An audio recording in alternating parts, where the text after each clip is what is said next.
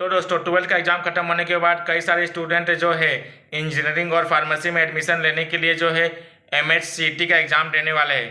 तो इसके लिए आप लोगों को पता होना चाहिए कि आप लोगों के पास कौन कौन से डॉक्यूमेंट होने चाहिए, जिसके वजह से आप लोगों का जो है फीस जो है कम हो जाएगा, मतलब पूरा माफ़ी हो जाएगा, बहुत कम हो जाता है। तो इसके लिए सबसे पहले आपके पास TFWS सर्टिफिकेट होना चाहिए। इससे जो है फीस बहुत ही कम हो जाता है, इससे फीस जो है 10-5 हज़ार ऐसा हो जाता है।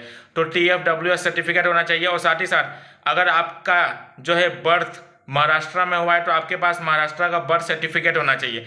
अगर आपका समझ लो आप महाराष्ट्र में आपका बर्थ नहीं हुआ है, किसी अदर स्टेट में हुआ है, तो आपके पास जो है महाराष्ट्र का डोमिसाइल सर्टिफिकेट होना चाहिए। अगर आपके पास डोमिसाइल सर्टिफिकेट नहीं रहेगा तो जो है आपका एडमिशन नहीं हो पाएगा। और आपके पास जो है इनकम सर्टिफिकेट होना चाहिए, और जो है आपके पास जो है लाइट बिल होना चाहिए और राशन कार्ड होना चाहिए, कि तभी जो है आप लोगों का इनकम सर्टिफिकेट बन पाएगा।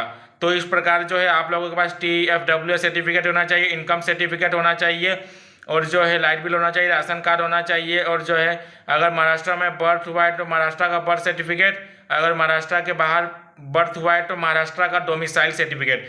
डोमिसाइल सर्टिफिकेट मतलब होता है रहवासी दाखिला, मतलब आप जिस जगह पर रह रहे हो, कायमचा पट्टा इसे बोला जाता है, रहवासी दाखिला। तो ये सब आप लोगों को अगर नहीं है तो बनवा लो जल्दी से जल्दी, क्योंकि जो अगर नहीं बनवाया तो फिर MHCET में जो है अगर जो एडमिशन होना, जो जैसे आपने फॉर्म भरा तो इसके बाद जब कॉलेज में एडमिशन लोगे तो फिर एडमिशन नहीं हो पाएगा। इसके लिए यह जो कम से कम आपको ये सब सारी चीज़ें बनानी पड़ेगी। जो है आपके पास डोमिसाइल सर्टिफिकेट तो जरूर होना चाहिए।